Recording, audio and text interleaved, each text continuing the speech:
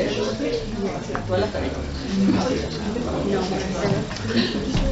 good afternoon everybody. It's a great pleasure to welcome our graduating students in the Interpreting and Translation graduate program with two different tracks, Interpreting and Translation Studies and Intercultural Services in Healthcare. So we are all here, probably we know each other. I am Ola Furmanek, I'm director of the program, and there's Professor Sally Barber's co-directing the program, and we also have faculty with us who have directed the thesis or served as the second readers. So we welcome you at this great event. I hope you are not too nervous. We will have 3 different sessions. They are grouped by themes, and we will have a little break in between, and then if everything goes well, there will be a well-deserved reception. So once again, it's a great pleasure, and Professor Barber will introduce the first 2 sessions. Good afternoon. Good afternoon. Hello, how are you? Ready? Okay. Samantha Styers is going to be talking about, we're going to be looking at translation for the first section, as you see here.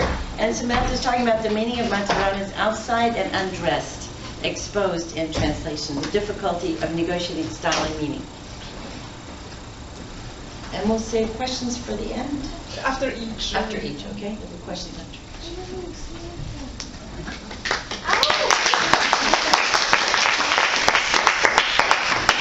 Okay, so I did a translation project. I translated Andrea Maturana's Afuera y en Ropa Interior, which I translated as outside and undressed, and we'll discuss why later. And in doing this translation, a lot of the meaning of the story was exposed. So I'm going to discuss why the author's style was so important to maintain in order to maintain the meaning of the story. Do you want me to do this? I can do it. I think I can stand up here. Okay, so first a little background information on the author. She's a Chilean author, and she's been writing short stories since her adolescence. She was published for the first time at age 20 in a collection of short stories by Chilean authors. And the short story that I chose to translate comes from her collection called No Decir, which means don't speak or don't talk.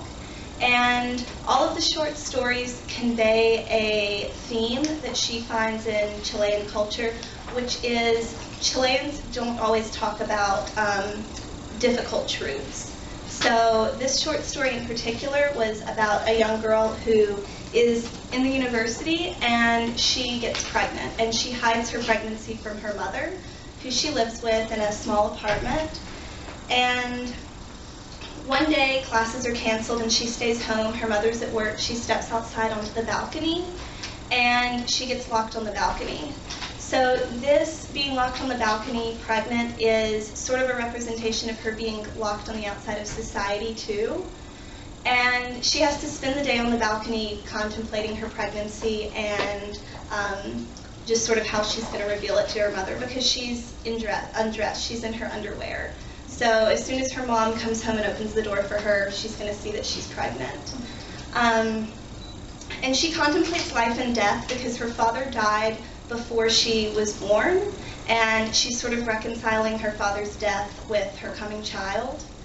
And she also contemplates her relationship with her mother. And at the end of the story, she finds out that her father did not actually die. He left her mother, just as her boyfriend has left her before she's even managed to tell him that she's pregnant. So that's where this theme of unspoken truths and difficult truths comes out. So her mother didn't share that with her, and now she's unknowingly repeated history. So before we go into the translation challenges that I faced, I want to give you a little bit of background on translation theory. Last semester we had a class, for the Interpreting and Translation Studies program, we had a class on translation theory, and at the time it was really abstract, but during the translation process I realized how important those theories were. So the first theory that I'm going to talk about is Rice's theory, and Rice splits texts up into 3 different kinds. So the text I was translating was fiction, it was creative writing, and in creative writing the author's in the foreground. So it's really important to make sure that the author's voice is heard in the translated product. And I liked the idea of the author as the artist because I thought of the words as the artist medium, and so I'm kind of, as a translator, moving the words from one medium to another. And I need to make sure that the author's style is still conveyed in the medium, in the target language. And in maintaining the author's style, I had to deal with long sentences, ambiguity, and a lot of repeated words that were used for cohesion in the story.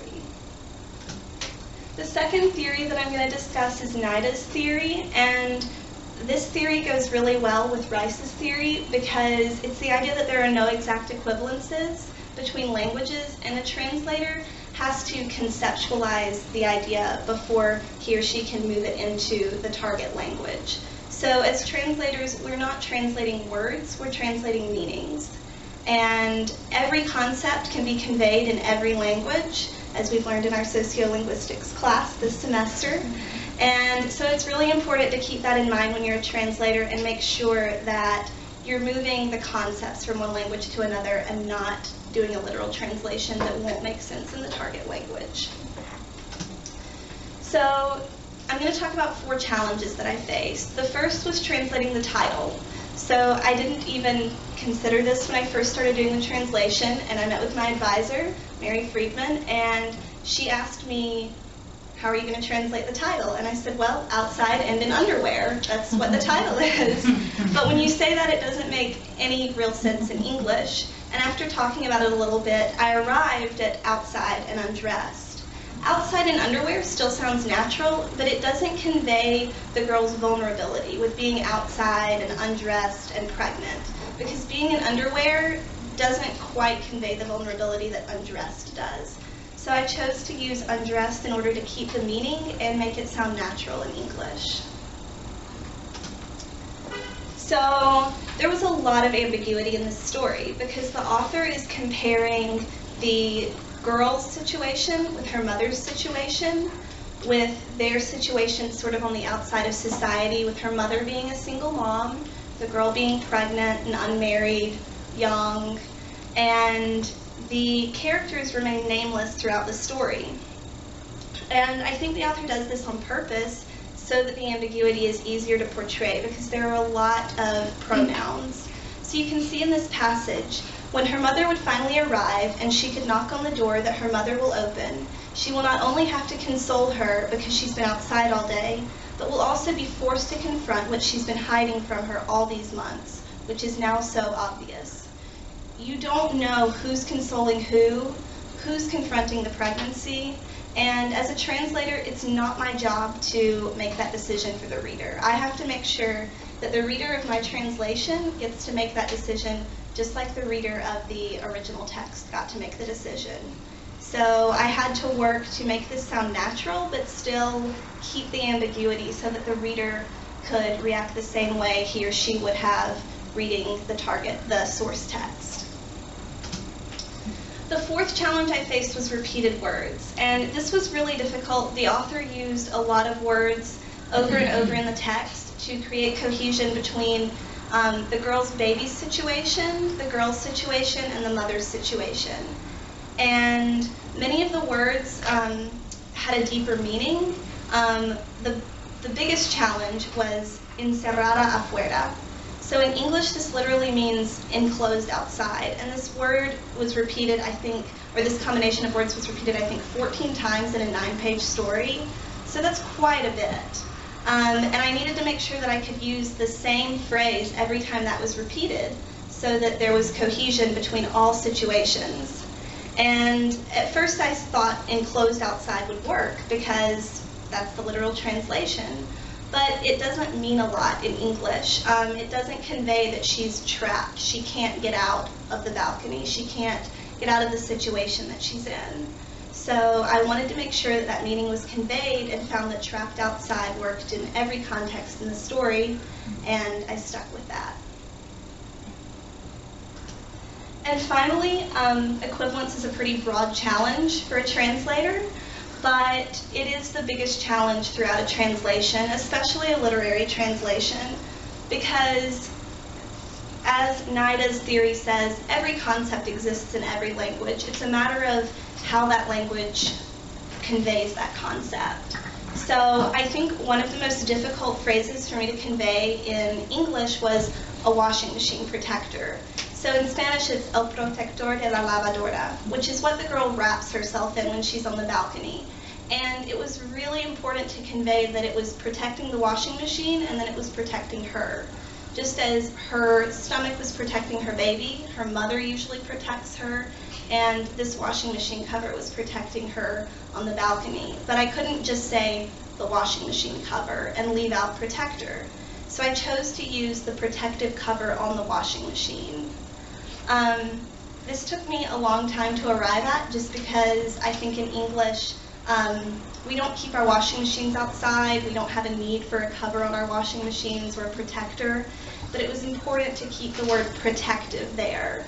So I wanted the reader to get the full meaning in my translation, and this word was also a repeated word. So it was really important to make sure that I could use the same thing every time, and that my readers could react to the story in the same way that the readers of the original story would have. So this barely scratches the surface of the challenges that I faced in my translation, but without translating it, I wouldn't have found a lot of the deeper meaning in the story. So a lot of meaning comes out in literature when you translate it and really have to dig down in what the words and concepts mean. Thank you.